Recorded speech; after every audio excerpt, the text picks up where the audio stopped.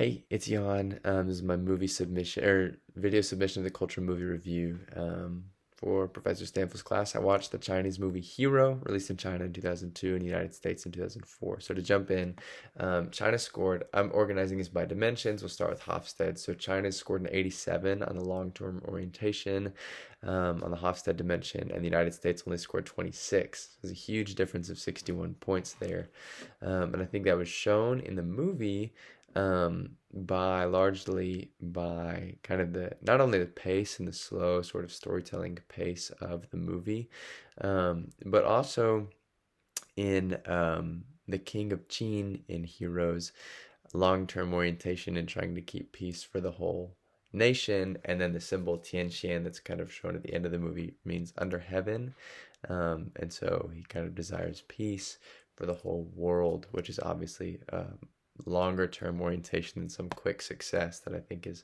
shown in lots of United States movies, and that's a neutral statement. That's not here nor there. Next one I wanted to note, next dimension I wanted to note of Hofstede's is the power distance. The United States ranked as a 40 on power distance, and China ranked 80. So I thought that was really evident in the movie, given the King of Qin is sitting in his throne room and has cleared the whole room for safety reasons for sure, but there are thousands, I mean, looks like tens of thousands of people outside his temple that are all in the same place, and he, of higher rank, is very far removed from that. And then even the seven swordsmen that go to capture a criminal named Sky or to execute him are of a certain rank, and they're these seven noble swordsmen. And then Nameless, the protagonist of the movie, is even a prefect. So there are lots of ranks. It seemed like almost every character in the movie, or significant character had a rank of some kind attached to them. So it was interesting. On the globes dimensions, I wanted to talk about the performance orientation, which is defined on the linked website in the assignment description as the degree to which a collective encourages and rewards group members for performance, improvement, and excellence. So the United States practice and values for this were both above the globe average, and China's practice and value for the globe performance orientation were above in practice but below in the value average. I think values are what get portrayed in movies. So anyway, yeah, I thought that was shown in the sense that yeah, that it seemed really I mean, it seems collective, but rather than the performance of some individual, like Hero or Nameless in the movie, had mastered this technique where he could strike anything within 10 paces. And I feel like in the United States, maybe mastering a technique would be something that's it's like the whole plot of the movie, but in that one it's just kind of a side thing. It's not that big a deal that he's able to perform this certain thing. And then the next, so that was one way I thought that showed up in the movie, whereas in a more American movie like Kung Fu Panda, he kind of masters his technique at the end, and there's the skadoosh or whatever, and that's kind of his big moment. So that was one difference. And then next value for globes is uncertainty avoidance, which is defined on the Globe's website as the extent to which a society, organization, or group relies on social norms, rules, and procedures to alleviate unpredictability of future events. The United States practice and value. Practice is right on average, and the value is below average for uncertainty avoidance. So we like uncertainty, relatively speaking. And then China's practice and value were both above the globe averages, so they avoid uncertainty, and then in the definition by relying on social norms, rules, and procedures. So I thought that was shown in the movie very clearly by the way that the army, even just one example, organized whenever they shot all the arrows into the calligraphy school. It was like, yeah, this is super organized. The army knows exactly what it's doing. There's no uncertainty as far as what's about to happen. It was very regimented. They kept their distance from the place they were attacking, which would kind of negate any possibility or cancel any possibility of interaction that could deter them from acting as they'd planned to. So that was one way I thought that showed up in the movie, that maybe China values that.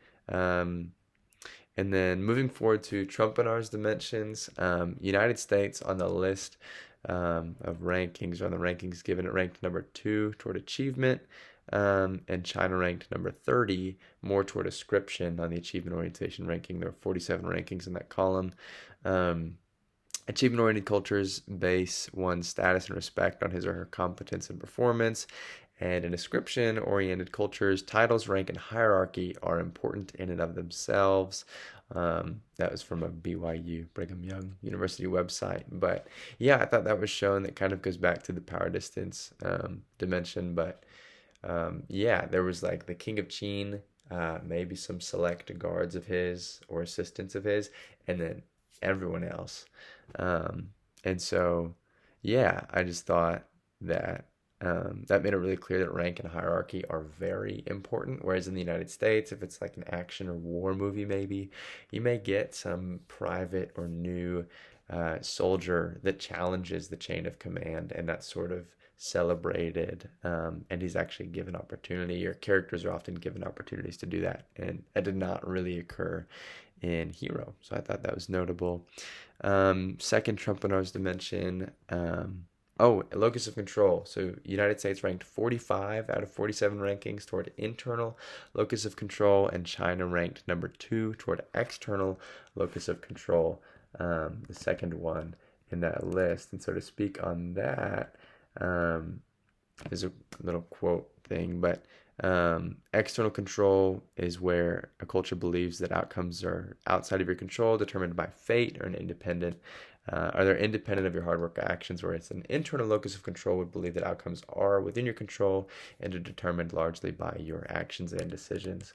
So I thought, yeah, one way that that showed up in the movie was that, again, the tens of thousands of people that make up the country that is China, but specifically this Qin kingdom or dynasty, didn't act. I mean, they were just kind of doing what they were told to do and acting as the king commanded them. And so they were sort of their fate, and the fate of their future was sort of, they kind of voluntarily put it in the hands of the king without challenging that. And I mean, in that case, if one individual did, they'd probably just get executed, like kind of happens in the movie.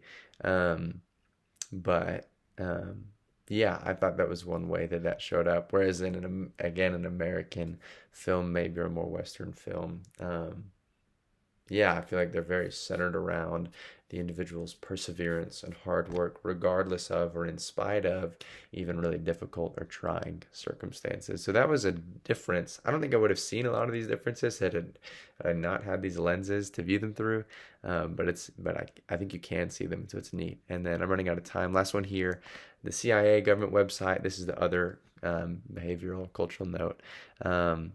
Just mentioned China's climate is extremely diverse. It's tropical in the south and subarctic in the north. I thought that was portrayed in the movie. There's a scene where there's rain and it's really humid looking, and there's clouds, and it looks very damp. Toward the beginning of the movie, and then more toward the middle, 2/3 of the way through the movie, they're in the calligraphy school, and they're in the middle of a desert, and it looks like there's nothing else around them. It looks hot and humid and dry. And so I thought that, yeah, that was one reality of China that was portrayed well in the movie. So I'm a little bit over time, may get docked for that. But anyway, that's my presentation. Thank you for this assignment. I thoroughly enjoyed the movie, watched it in Chinese with English subtitles. Yeah, really enjoyed it. It was fun cultural learning experience for me. So thank you, and thank you for accepting this submission.